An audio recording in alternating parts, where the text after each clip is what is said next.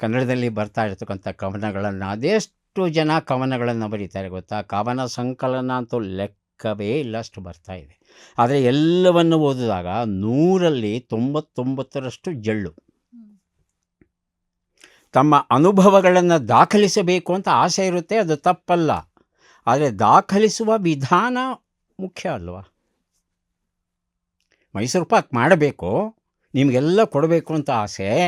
ಆದರೆ ಕಡಲೆ ಕಾಳನ್ನು ತಂದಿಟ್ಕೊಂಡು, ಕಬ್ಬನ್ನು ತಂದಿಟ್ಕೊಂಡ್ರು, ಹಸುವನ್ನು ಮನೆಯಲ್ಲಿ ಇಟ್ಕೊಂಡು ನಾನು ಮೈಸೂರು ಪಾಕ್ ಮಾಡಬೇಕು ಅಂದ್ರೆ ಆಗುತ್ತಾ?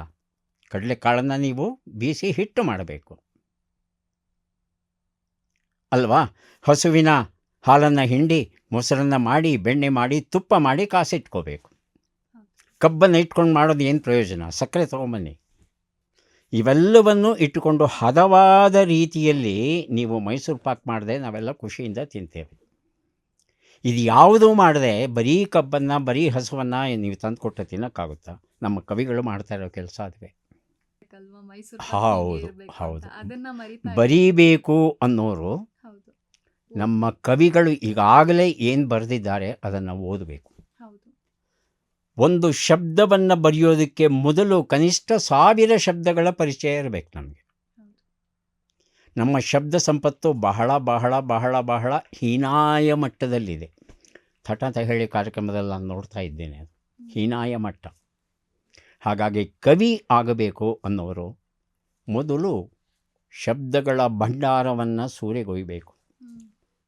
ರನ್ನ ಸರಸ್ವತಿಯ ಭಂಡಾರವನ್ನೇ ಸೂರೆಗೈದನಂತೆ. ಸರಸ್ವತಿಯ ಶಬ್ದ ಭಂಡಾರ ಏನಿದೆ, ತಿಜೋರಿ ಏನಿದೆ, ಕ್ಯಾಶ್ ಬಾಕ್ಸ್ ಏನಿದೆ, ಅದನ್ನೇ ಲೂಟಿ ಹೊಡೆದಂತೆ. ಒಂದು ಅಕ್ಷರವೂ ಬಿಡದ ಹಾಗೆ ಸರಸ್ವತಿಯ ಭಂಡಾರವನ್ನೇ ಲೂಟಿ ಹೊಡೆದವನು. ನಾವೇನು ಕಲ್ತಿದ್ದೀವಿ? ಹಾಗಾಗಿ ಎಲ್ಲ ಅನುಭವಗಳು ನಮ್ಮ ಬದುಕಲ್ಲೇ ಆಗಬೇಕು ಅಂತಿಲ್ಲ. ಬೇರೊಬ್ಬರ ಕಷ್ಟಗಳನ್ನು, ನೋವುಗಳನ್ನು ನೋಡಿ ನಮ್ಮ ಅನುಭವವನ್ನು ಶ್ರೀಮಂತಗೊಳಿಸ್ಕೋಬೇಕು.